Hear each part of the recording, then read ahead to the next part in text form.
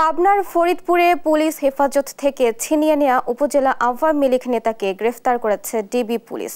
বৃহস্পতিবার রাতে জেলা পুলিশ সুপার কার্যালয়ে এক সংবাদ সম্মেলনে এই তথ্য নিশ্চিত করেন পুলিশ সুপার মোর্তজা আলী খান।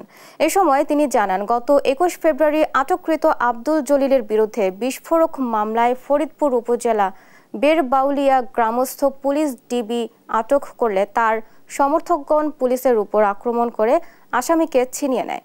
পরবর্তীতে জেলা ডিবি পুলিশ, ফরিদপুর থানা পুলিশ এবং সেনাবাহিনীর যৌথ অভিযান পরিচালনা করে পাবনা সদর থানাধীন আলিয়া মাদ্রাসা মোড় থেকে ওই দিন বিকেলে পলাতক আসামিকে গ্রেফতার করেন।